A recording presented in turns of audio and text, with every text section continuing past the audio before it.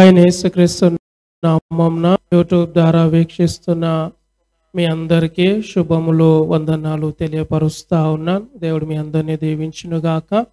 మరి ఈ రోజున మన ధ్యానాంశము యవ్వన దశలో చేయాల్సిన పనులు ఏమిటి అనేది ఈ రోజున ధ్యానం చేసుకుందాం.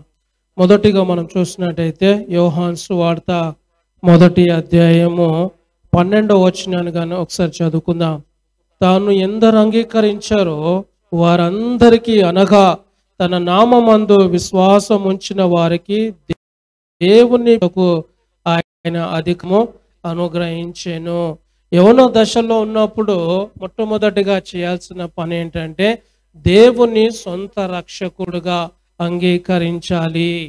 ఈ రోజుల్లో చూసినట్టయితే చాలా మంది యవనస్తులు చర్చికి వస్తారు, అంతా మంచిగానే ఉంటది, కానీ తమ హృదయంలో యేసు ప్రభుని సొంత రక్షకుడుగా అంగీకరించటానికి ఇష్టపడరు. అంటే వాళ్ళ మనసులో ఎలాంటి భావం ఉంటుందంటే ఇంకా కొన్ని రోజులు అయిన తర్వాత, ఇంకో కొంచెం సమయం అయిన తర్వాత, మ్యారేజ్ సెట్ అయిన తర్వాత, లేదా ఉద్యోగం సెట్ అయిన తర్వాత అని వాయిదాలు వేయటాన్ని మనం చూస్తూ ఉంటాం. కానీ దేవుని వాక్యం సెలవిస్తుంది ఏంటంటే నీ యవ్వన దశలో ఉన్నప్పుడే యేసు ప్రభుని నీ సొంత రక్షకుడుగా అంగీకరించాలి కదా. బైబిల్లో ఉంది కదా, నరుడు మరి యవ్వన దశలో ఉన్నప్పుడు దేవుని కార్యమొయ్యుట ధన్యకరము అంటుంది. కాబట్టి యవ్వనములో ఉన్నప్పుడే నువ్వు మొదటిగా చేయాల్సిన పని ఏంటంటే, ఫస్ట్ స్టెప్ ఏంటంటే నీ దేవుని నీ హృదయంలో సొంత రక్షకుడుగా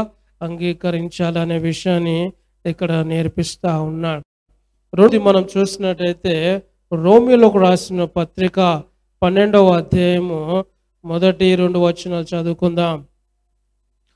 కాబట్టి సహోదరులారా, పరిశుద్ధమును దేవునికి అనుకూలమైన సజీవ యాగముగా మీ శరీరములను ఆయనకు సమర్పించుకొనుడి అని దేవుని వాత్సల్యమును బట్టి మిమ్మును బతిమాలుకొనుచున్నాను. ఇట్టి సేవ మీకు యుక్తమైనది. ఇక్కడ మనం ఆలోచన చేసినట్టయితే రెండవ విషయం యవనస్తులు చేయాల్సిన పని ఏంటంటే సరౌండింగ్ కదా, ఆల్ ఏరియాస్, మన జీవితం యవన దశలో ఉన్నప్పుడు అన్ని కోణంలో దేవునికి సంపూర్ణ సమర్పణ చేసుకోవాల్సిన అవసరం ఉన్నది అనే విషయాన్ని ఇక్కడ పౌలు భక్తుడు రాస్తా ఉన్నాడు. సజీవ యాగముగా మీకు మీరే దేవునికి సమర్పణ చేసుకొనిడి అంటున్నాడు. కాబట్టి మరి యవన దశలో ఉన్న బిడ్డలారా, మీరందరూ రెండవ పని ఏంటంటే మీరందరూ నేర్చుకోవాల్సింది ఏంటంటే అన్ని ఏరియాల్లో, మీరు నివసిస్తున్న అన్ని ఏరియాల్లో దేవునికి సంపూర్ణంగా దేవునికి సమర్పణ చేసుకోవాల్సిన అవసరం ఉన్నది అనే విషయాన్ని ఇక్కడ రాస్తా ఉన్నాడు. ఎందుకు అన్ని ఏరియాల్లో అంటే కొన్నిసార్లు మరి కొన్ని ఏరియాల్లో కదండి కొన్ని విషయాల్లో మంచిగా ఉంటాం, కానీ మరి ఇంకో కొన్ని విషయాల్లో కదా వాటిని వదులుకోలేకపోతా ఉంటాం. బైబిల్ చదువుతాం, మంచిగానే ఉంటాం, చర్చకు వస్తాం, నమ్మకంగా ఉంటాం, కానీ కొన్ని చెడు అలవాట్లు వదులుకోలేని పరిస్థితి ఉంటాం. కాబట్టి అందుకనే బైబిల్ ఏం చెప్తా ఉందంటే surrounding all areas to God కదండి, మిమ్మల్ని మీరు సంపూర్ణంగా దేవునికి సమర్పణ చేసుకోవాల్సిన అవసరం ఉన్నది అనే విషయాన్ని ఇక్కడ రాస్తా ఉన్నాడు. ఇక మూడవది కనుక మనం ఆలోచన చేసినట్టయితే 2వ తిమోతి పత్రికలకు ఒకసారి మనం వెళ్ళినట్టయితే 2వ తిమోతి 2వ అధ్యాయము 15వ వచనాన్ని ఒకసారి చదువుకుందాం. దేవుని ఎదుట యోగ్యునిగాను సిగ్గుపడనక్కర్లేని పనివానిగాను సత్యవాక్యమును సరిగా ఉపదేశించు వానిగాను నిన్ను నీవే దేవునికి కనుపరుచుకొనుటకు జాగ్రత్త పడుము అంటున్నాడు. మూడవది కనుక మనం ఆలోచన చేస్తే యవన దశలో ఉన్నప్పుడు చేయాల్సిన మూడవ పని ఏంటి అని మనం ఆలోచన చేస్తే నీ యవన దశలో ఉన్నప్పుడే దేవుని వాక్యాన్ని శ్రద్ధగా చదవాలి అని అంటా ఉన్నాడు. ఇక్కడ తిమోతికి పౌలు చెప్తున్న సజెషన్ ఏంటి, సలహా ఏంటి, ఆజ్ఞ ఏంటి అని మనం కనుక ఆలోచన చేస్తే, అయ్యా తిమోతి, మరి వాక్యాన్ని సరిగా ఉపదేశించాలి అంటే వాక్యాన్ని కరెక్ట్గా చదవాలి, వాక్యం గురించి గంటలు గంటలు నేర్చుకోవాలి అని తిమోతికి పౌలు గారు హెచ్చరిస్తా ఉన్నాడు.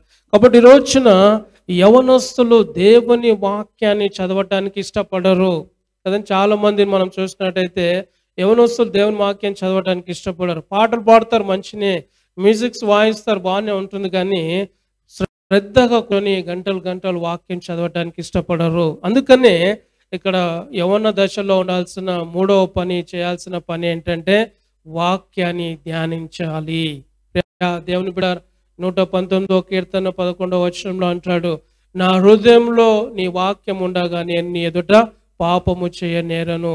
యవనస్తుడు దేని చేత తమ నడకను శుద్ధిపరచుకుంటాడు అంటే దేవుని వాక్యాన్ని బట్టే. ప్రియా దేవుని సంగమా, నువ్వు దేవుని వాక్యాన్ని ఎంత మరి ధ్యానిస్తావో, ఎంత చదువుతావో, నీ జీవితానికి అంత మేలు దేవుని వాక్యం తీసుకొస్తుంది అనే విషయాన్ని మనం దేవుని వాక్యాన్ని ఎన్నడూ నిర్లక్ష్యం చేయకండి.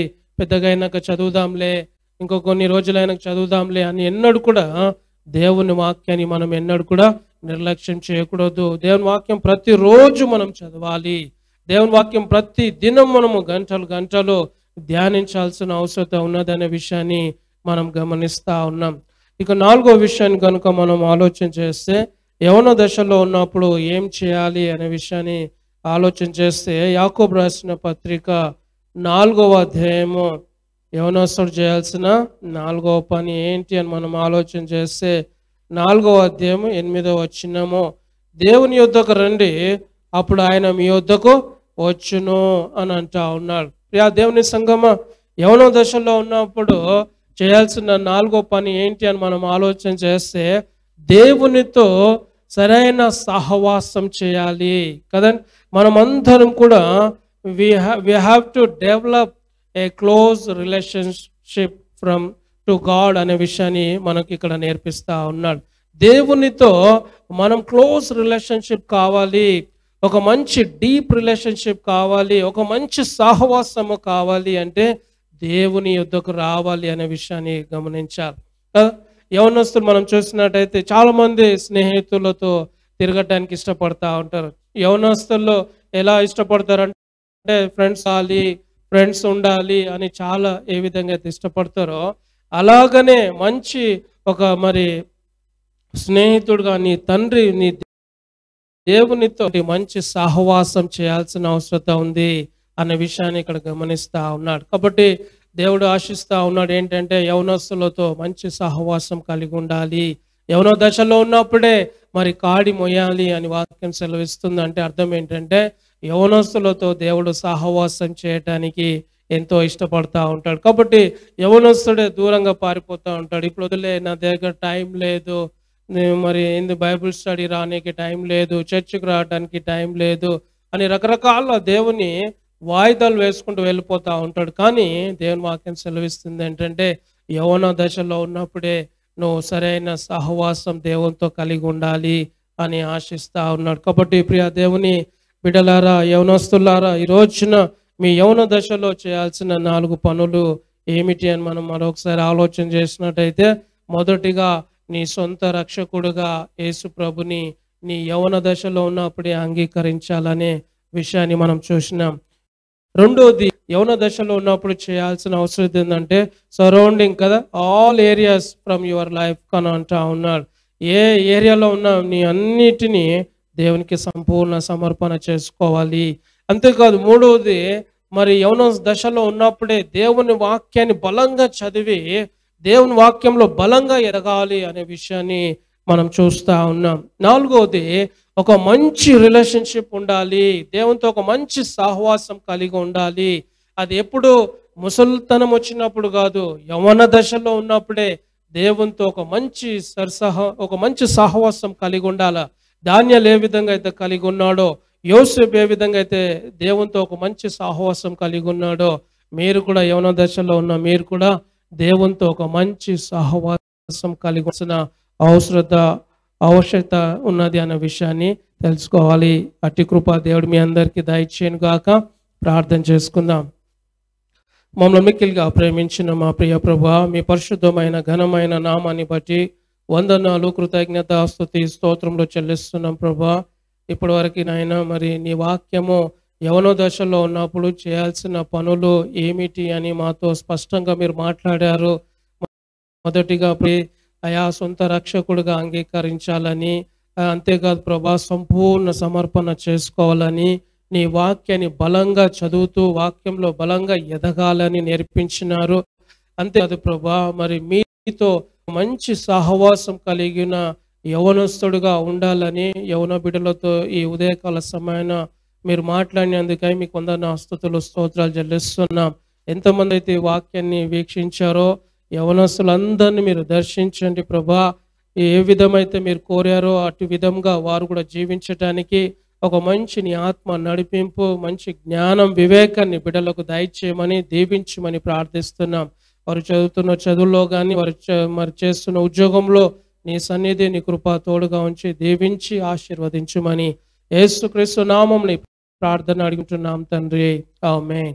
తండ్రి అయిన దేవుని ప్రేమయు, కుమారుడైన యేసుక్రీస్తు కృపయు, పరిశుద్ధాత్మ యొక్క అన్యోన్య సహవాసము, సమాధానం ఇప్పుడున్న మనకి సకల పరిశుద్ధులకి ఈ వాక్యాన్ని వీక్షిస్తున్న బిడ్డలందరికీ సదాకాలం తోడై ఉండి నడిపించును గాక.